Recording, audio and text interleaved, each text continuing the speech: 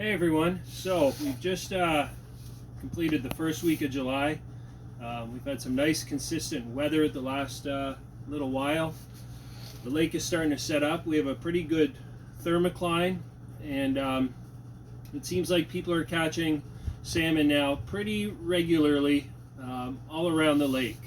I think every day or so it seems like one spot kind of maybe outdoes the other for various reasons, but from Niagara to Grimsby, all the way to around Port Credit and down through the Toronto shoreline and all the way to Cobourg, Port Hope. People are catching fish or have been catching good numbers of fish within the last week. And it should continue for a little while until we get a major wind event that upsets it. If you could, depending on what shoreline you're at and what the wind direction is, you could push in a whole lot of warm water, and then what that'll do is it'll kind of stack up warm water in towards shore, and you'll be forced to get out deeper to find a better temp break, or it could ice out the shoreline too. Again, depending on the wind direction, and then you're often forced to go out deeper as well, but maybe not fishing as deep down. You're fishing higher up in the column because your thermocline will be much shorter. Yeah, at least speaking for like the Niagara shoreline, from the Niagara River all the way to Grimsby within the last week, good fishing has been had. An 80 to 120, in the mornings. And there are some guys too that are getting fish out a little bit deeper than that as well. We're going to talk about some of the hot baits that have been working. Guys, you can catch them on spoons still if you want, but it seems like the better quality fish have been coming on flasher fly and meat, which is typical for in the summer. For spoons though, for those that like to run them in the mornings or low light periods in the evenings, apple seeds from Moonshine has been a good spoon, or any glow spoon that has those black, green, and glow patterns. This is Glow Gladiator. It's a Fish USA Dreamweaver custom. During the day, another good one too has been the Green Skunk from Fish USA Dreamweaver. When the sun is up, stuff like Green Tux, Green UV. This is Goldfinger from Pro King. Those have been some good productive spoons as well. UV Die Hard, got that here. It's got some glow underneath, so it glows, but you also got the UV effect as well. That's been good. Some other Pro King, some locals have been doing well on lately. Stairway to Heaven and Pigpen. Pigpen's a nice one. It has some kind of slick green UV tape, the glow ladder back, and some transparent crush as well on the side. So it's a nice all-round spoon as well. For guys fishing the herring strips, big paddles off the riggers primarily have been going well. Again, your mornings, evenings, your green, white, and glow patterns. So yeah, a white toothfish, 12-inch blade, or your standard, your white fish and chip from Pro Troll. Your white lightning hot spots as well. White Glow Crush 10-inch Spin Doctor. Dalmatian Spin Doctor, this is 10-inch. And some of the rigs that have been working well.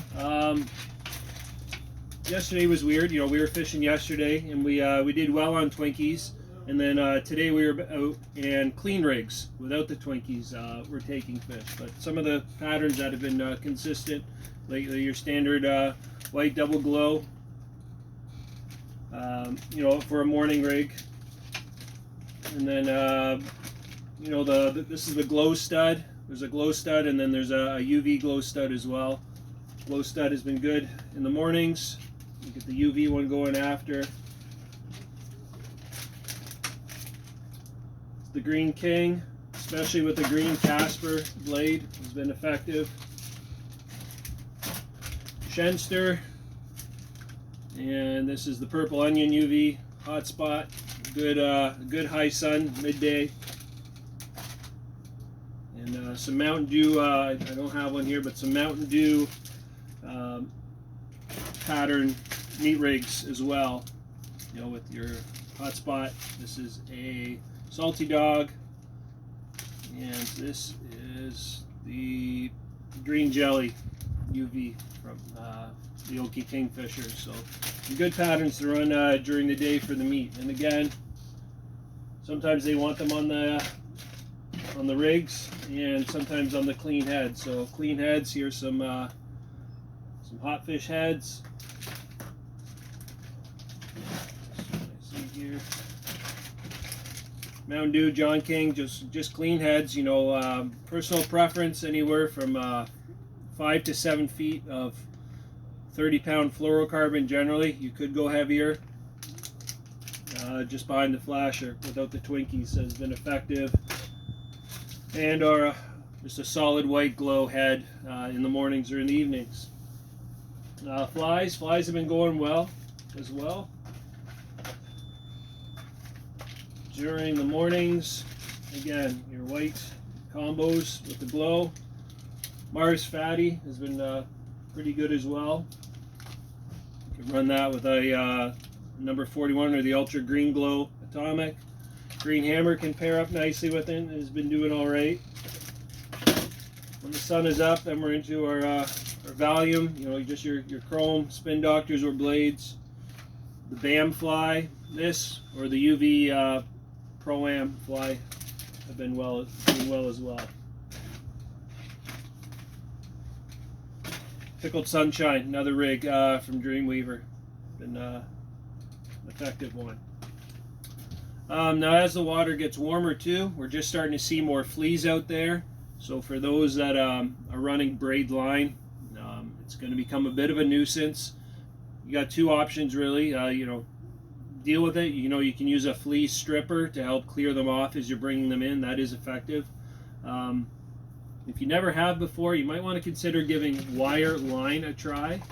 Now let's just make sure we're talking about the same wire, because you don't want to confuse it with other product out there. When we talk wire, we're talking about 30-pound 7-strand wire. There's a few different braids out there. We have the AFW line here. We also have the Torpedo. And you'll get a better sink rate too with the wire. You'll be able to get your divers down a little bit deeper than you will with your standard braid line. And they slice through the fleas very well. Another thing, to get your copper or your flashers down deeper off your planer boards, weighted steel or copper line as well. So right now popular lengths are 300 and 400 feet. You get about 22 feet per 100 feet out, so about 66 feet or so depending on your speed. Again, the slower you go, the faster the sink rate.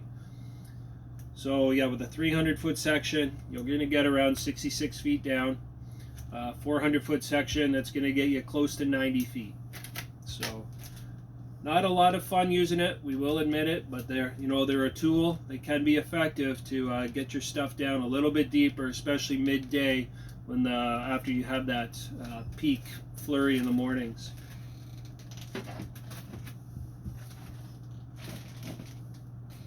So that's it for now. Again, you know, the fishing should be good for a little while now all around the lake. Hopefully we don't get some major wind coming anytime soon to rustle it up.